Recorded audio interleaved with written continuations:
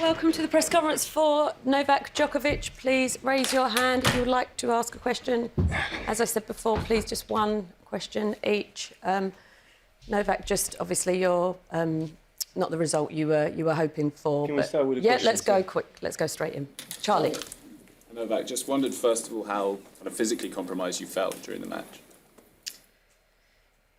I mean, quite a bit. Honestly, wasn't really a pleasant feeling on the court, but yeah, I don't want to talk in details about my injury and just whine about not managing to play my best. I want to congratulate Jannik for another great performance. That's it. You know, he's in the finals. He was too strong. I do feel, disappointed that I just wasn't able to move as well as I thought or hoped that I would. Eleanor? Novak, just after what happened in Australia as well, it seems like you've been unfortunate at big moments this season. Does that make it even harder to take?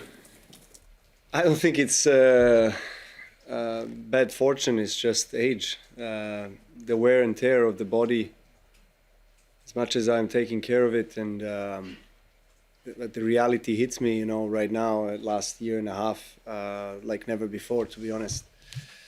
It's it's tough for me to accept that, because I feel like when I'm fresh, when I'm fit, I can still play really good tennis. And I've proven that this year, but I guess, playing best of five and particularly this year has been a real struggle for me physically. The longer the tournament goes, the worse the condition gets, and I'm just not able to. I reached the final stages. I reached the semis of every slam this year, but I have to play or Sinner or Alcaraz, and these guys are fit, young, sharp, and I feel like I'm going into the match with tank half empty, and it's just not possible to win a match like that. It is what it is, It's one of these things that you just have to accept, embrace in some way, deal with the reality the way it is, and try to make the most out of it, I guess. James?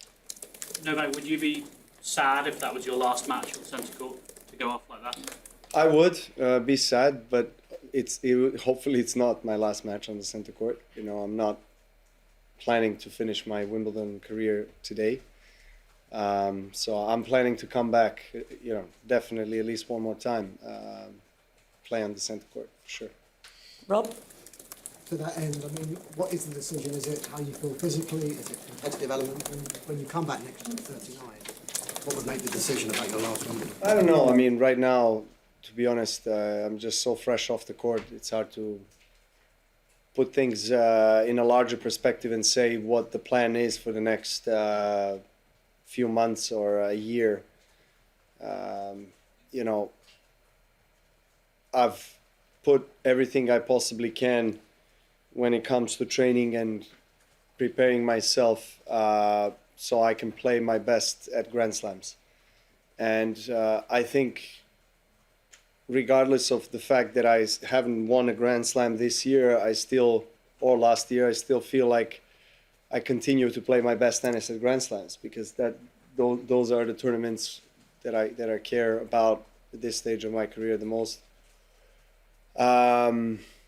So yeah, I probably have to revisit everything and see with my team, with my family, how I want to proceed with my schedule and where I want to peak and how I want to train, and try to do things.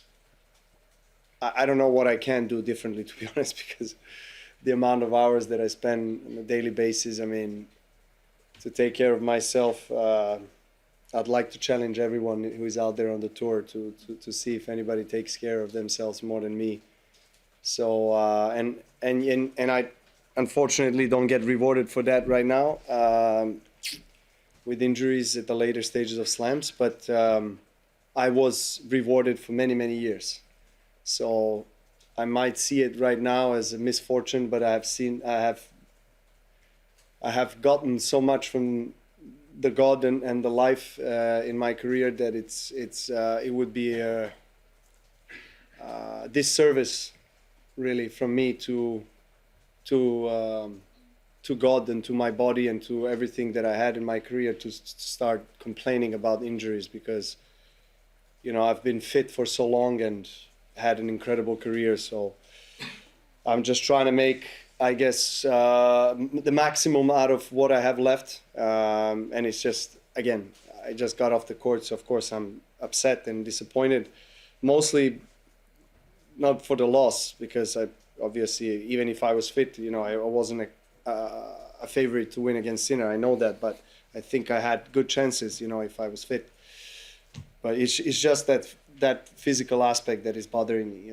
It's that you're there. You wanna play. You're determined, but then the body doesn't want to listen, and that's it. And that's what you can say about it. Carol? Novak, may I ask you if you want to share what you told Jannik at the net? It seemed you took time to share some words with him. I'm just curious what it was. No, I mean, look, he apologized for me feeling bad today, but there's nothing to apologize from his side. Obviously, he's done very well for himself today, and for the last year and a half, he's been the best player in the world, and he's going to have a chance to win his first Wimbledon title. So that's I wished him good luck. It's going to be his first finals here, and I'm sure he's going to be super pumped. And after the finals they played in Paris, I think the anticipation for this final is big, is amazing. I mean, they're definitely several levels above everyone right now. Okay. Last English question here. I wanted to ask you about the final. Who do you think is going to win? You just faced Jannik, you obviously know Carlos. Well, I think you'd have to. I think I will give a slight edge to Carlos as a favorite because of the two titles he's won here, and the way he's playing and the confidence he has right now. But it's just a slight advantage because Jannik is hitting the ball extremely well. I think it's going to be again a very close matchup like we had in Paris. Yeah. Thank you very much. We'll switch to Serbian Thank you. questions. If you're